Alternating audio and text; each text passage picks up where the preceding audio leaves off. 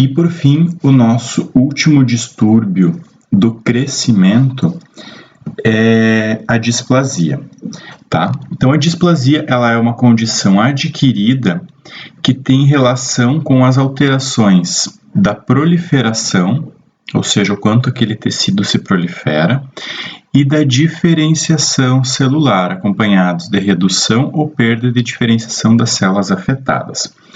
Tá, professor, o que é a diferenciação para começo de conversa? Quando eu falo um tecido bem diferenciado, é aquele tecido que tem a estrutura e padrões celulares bem especializados. Por exemplo, se eu pegar aqui e desenhar para vocês esse tipo de célula aqui, ó. Vou tentar desenhar mais ou menos um esquema, porque é meio difícil de desenhar. Tá? Aqui o núcleo. Vocês olham para essa célula que eu estou desenhando e vocês vão me dizer: ah, isso é um neurônio. Tá. Então, isso aqui é uma célula bem diferenciada. Se eu desenhar para vocês, por exemplo, essa célula aqui, fizer um núcleo com 3 lobos, vocês vão olhar e vão dizer: ah, professor, isso aqui é um neutrófilo. Tá? Então, nós temos as células tronco, tá?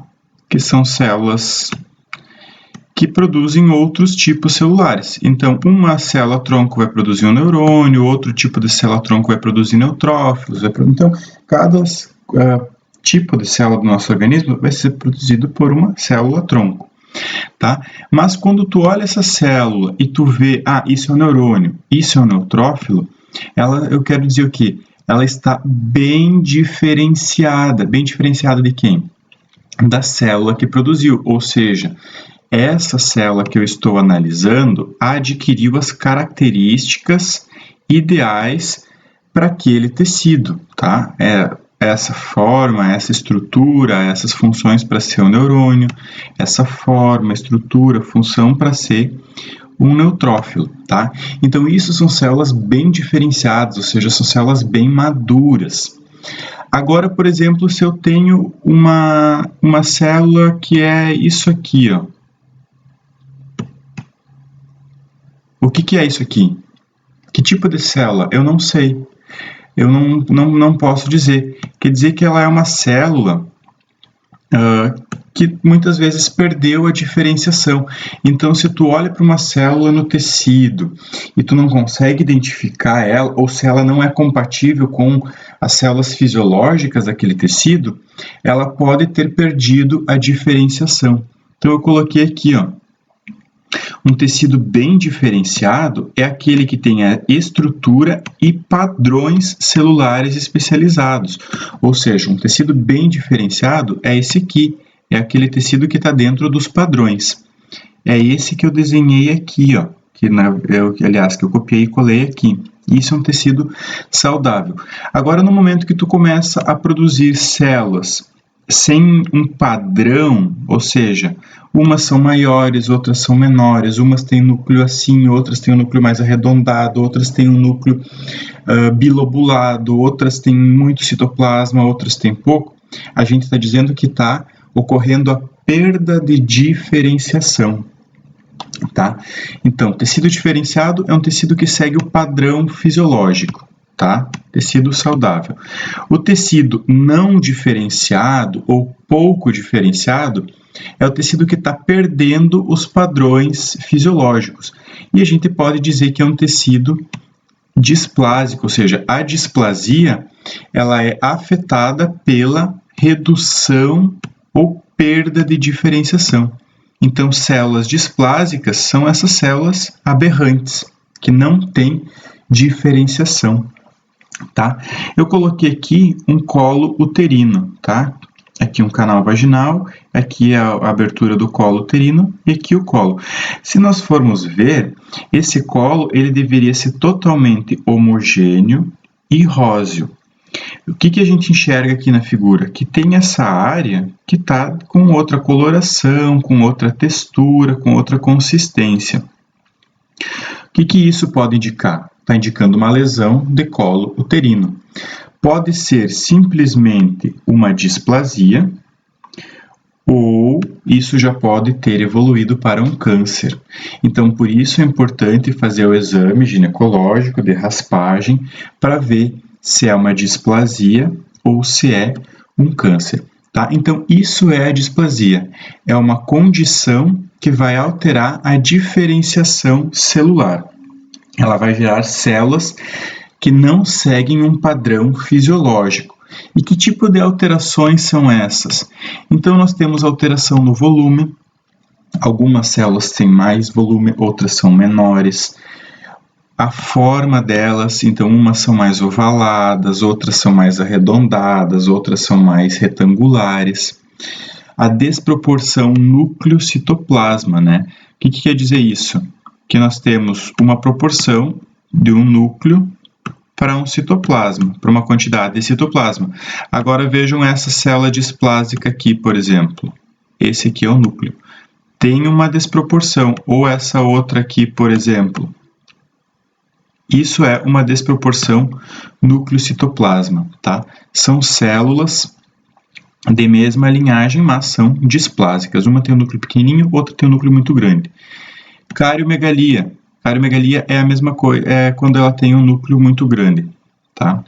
Então, isso são exemplos de alterações que a gente encontra e que a gente avalia num exame citológico para ver se apresenta displasia, né? Então, quando, por exemplo, o ginecologista ele vai lá e faz uma raspagem do colo uterino, naquela lâmina, ele vai ter que olhar o volume das células, a forma delas, se existe uma proporção ou uma desproporção do núcleo de citoplasma, se tem um núcleo muito grande. Então, são exemplos que o clínico analisa para ver se tem ou não displasia. E ele também consegue fazer a classificação em graus dessa displasia. Eu botei aqui um exemplo da displasia cervical, que é o que a gente mais tem na casuística clínica, né? Então, as células normais, células pouco displásicas, com displasia moderada e com displasia intensa, tá? Então, vejam que tem alteração da forma, do tamanho, do volume, do tipo do núcleo, enfim. Tá? O que pode causar uma displasia, então? No colo uterino, por exemplo, um HPV é um agente que pode induzir a displasia. Tá? Outra coisa, a displasia ainda não é uma lesão cancerosa. A displasia não é um câncer ainda, mas ela é uma lesão pré-cancerosa, tá?